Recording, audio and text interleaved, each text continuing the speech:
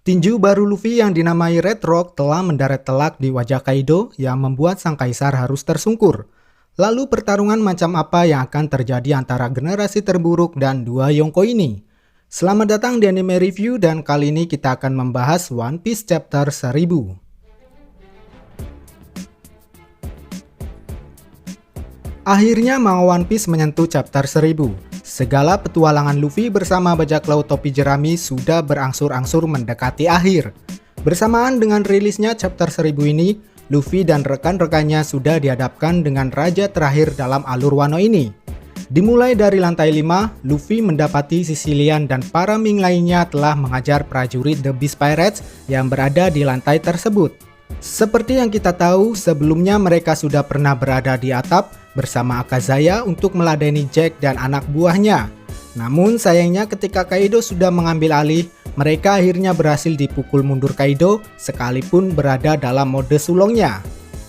Setelah kejadian tersebut, kemungkinan Sicilian dan Ming lainnya diperintahkan Inuarashi untuk menjauhi atap dan berakhir menjaga lantai 5. Di sana mereka akhirnya berinisiatif menghabisi prajurit Kaido demi memuluskan jalan bagi Luffy, meskipun kita tahu kondisi mereka juga terluka cukup parah akibat pertempuran dengan Jack sebelumnya. Sicilian kemudian mempersilahkan Luffy untuk segera naik ke atap. Dia sempat meneteskan air matanya ketika Luffy masih mengingat aksinya saat masih di Zou ketika berusaha mati-matian melindungi Raizo dari kejaran Jack. Entah apakah kesedihan itu adalah akibat dari perkataan Luffy atau ini bentuk kesedihannya atas peristiwa mengerikan yang diterima Akazaya dari Kaido. Well, pada akhirnya perjuangan Luffy menuju atap sudah dicapai dengan banyak bantuan rekan-rekannya. Kini sang kapten sudah dihadapkan dengan dua sosok antagonis utama di sana.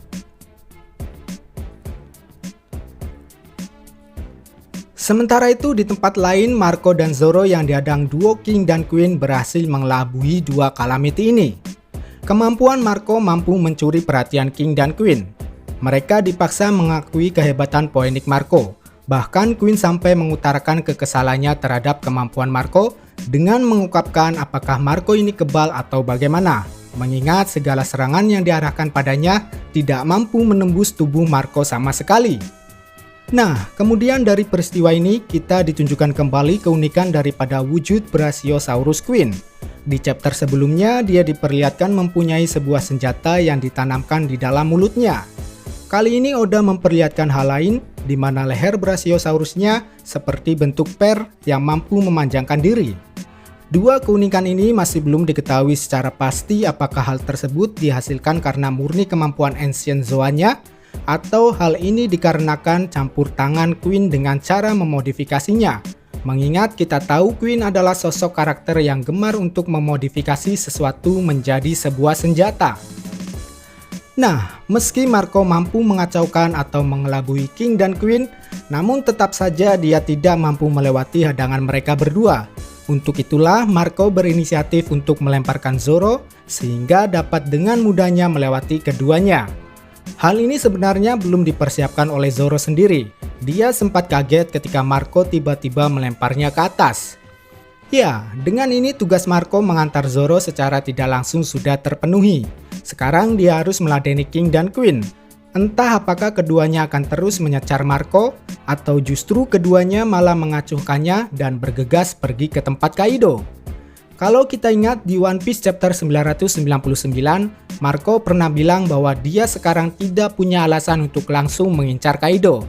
Ini artinya Marco berkesempatan untuk balik menghadang King dan Queen jika mereka berdua berniat mendampingi Kaido dalam pertempuran puncak. Ditambah lagi Marco sempat memperingati bajak laut The Beast Pirate terkait perang ini, bahwa mereka sedang menghadapi generasi baru. Jadi besar kemungkinan peran Marco dalam alur Wano ini sebatas supporting saja, yang mana dia hanya akan berhadapan dengan anak buah Kaido seperti King atau Queen.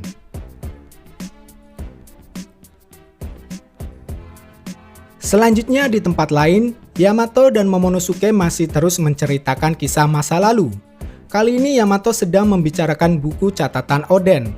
Pertemuan keduanya dianggap Yamato sebagai sebuah anugerah, karena bagi Yamato dia tidak pernah mengira akan bisa bertemu dengan Momonosuke. Dari pertemuan inilah Yamato kemudian menyempatkan diri membagi kisah-kisah yang diketahuinya pada Momo.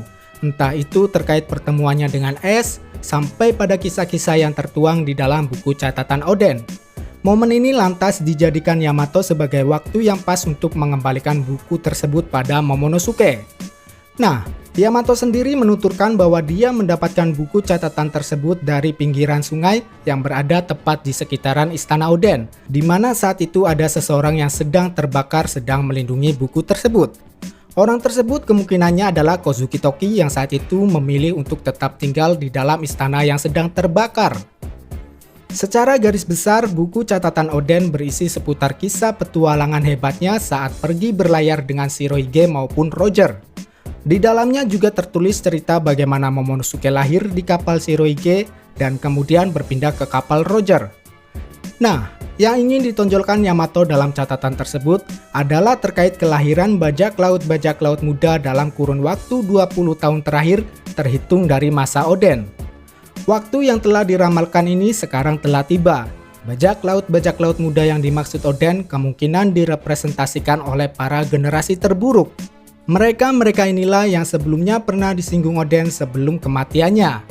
Dia sempat menuliskan sebuah surat pada Toki yang berisi tentang kelahiran bajak laut muda yang akan menuntun ke era selanjutnya, dan jika dirinya mati di tangan Kaido, maka mereka inilah yang akan menggantikan Oden untuk mengalahkan Kaido. Nah, pernyataan itu kembali dituangkan Oda dalam One Piece chapter 1000 ini. Beliau menarasikannya dalam balon teks dengan penggambaran situasi yang cukup membuat merinding, di mana sebagian generasi terburuk sudah berada di tengah-tengah Kaido dan Big Mom dengan sikap yang menantang. Ya, dalam buku tersebut, Oden menggambarkan situasi masa depan layaknya situasi yang sedang terjadi saat ini. Yamato sendiri awalnya mengira bahwa Ace adalah salah satu dari orang-orang yang diramalkan. Namun karena kematiannya, dia pun akhirnya sadar bahwa Ace bukanlah salah satu dari mereka. Namun berkat Ace jugalah yang secara tidak langsung menuntun Yamato kembali untuk mengakui kebenaran yang tertulis di buku catatan Oden. Cerita Ace yang mengisahkan impian besar adiknya pada Yamato telah sepenuhnya diterima. Dia tahu, dia tidak akan menertawakan apa yang diceritakan oleh Ace.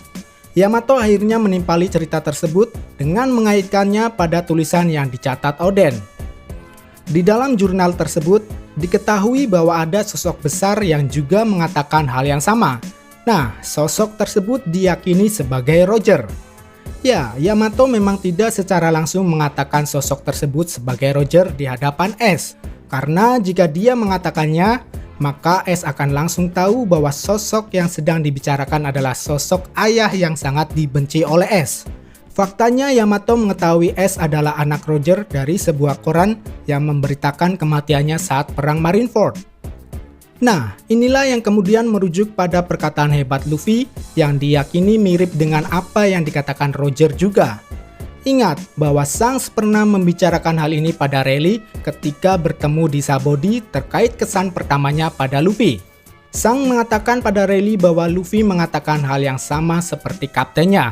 Perkataan inilah yang selama ini masih menjadi misteri. Apakah isi dari perkataan Luffy dan Roger tersebut?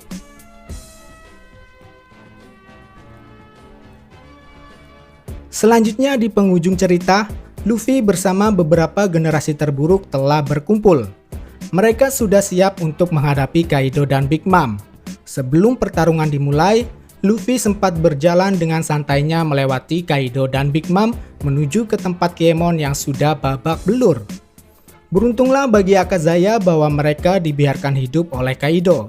Saya sendiri tidak habis pikir kenapa sang kaisar ini tidak berniat untuk menghabisi mereka. Apakah ini karena sebuah siasat atau ada hal lainnya? Jika itu sengaja dibiarkan untuk dijadikan bahan intimidasi sehingga memancing amarah Luffy, maka sudah tidak relevan lagi mengingat mereka sudah dipindahkan ke tempat yang lebih aman oleh Law.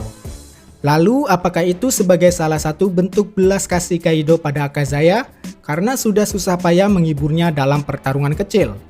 Ini juga tidak sepenuhnya tepat untuk mendeskripsikan keadaan mereka. Saya lebih curiga Kaido membiarkan Akazaya sekarat sebagai bentuk peringatan pada Luffy dan yang lainnya bahwa beginilah akibatnya jika berani-berani menantang kekuatan besar selevel Yonko. Ya, apapun itu maksudnya, secara umum Kaido memang sedikit menunjukkan sisi baiknya. Padahal kalau kita lihat lagi, dia dan Big Mom sebenarnya mempunyai cukup waktu untuk menghabisi mereka. Waktu yang mereka punya justru dipakai untuk minum-minum sejenak sembari menunggu kedatangan Luffy dan yang lainnya, seperti yang telah digambarkan pada chapter sebelumnya. Well, lanjut ke dalam cerita. Setelah Akazaya berhasil diamankan, Luffy seketika teringat dengan perjuangan mereka dalam mengumpulkan kembali rekan-rekannya sampai pada pengorbanan yang telah dilakukan oleh sekutu mereka yang sampai harus mati dan bahkan menua di dalam sebuah penjara. Kemarahan Luffy ini lantas diaplikasikan pada sebuah teknik barunya yang langsung menghajar Kaido sampai tersungkur. Apa yang diterima Kaido pun sempat dikomentari Big Mom dan si Yonko wanita ini sampai terkejut kenapa seorang Kaido bisa jatuh ke tanah semudah itu. Ya, Luffy menamai teknik tersebut dengan sebutan Red Rock yang dihasilkan dari perpaduan gear 3-nya dan Busosoku Haki. Nah, barulah setelah kejadian ini, momen epik pun kembali terjadi. Oda menutup One Piece chapter 1000 dengan sangat apik. Beliau menjadikan Luffy sebagai pusat perhatian di area tersebut karena sebuah pernyataan lantangnya. Luffy dengan lantang mengungkapkan bahwa dirinya akan melampaui Kaido maupun Big Mom dan merebut title Raja Bajak Laut. Tentu pernyataan tersebut langsung memicu amarah dua kaisar ini. Saya kira ini adalah awal dari perang puncak yang akan terjadi di Wano. Para tokoh-tokoh utama protagonis dan antagonis sudah saling berhadapan. Entah akan seperti apa pertarungan mereka.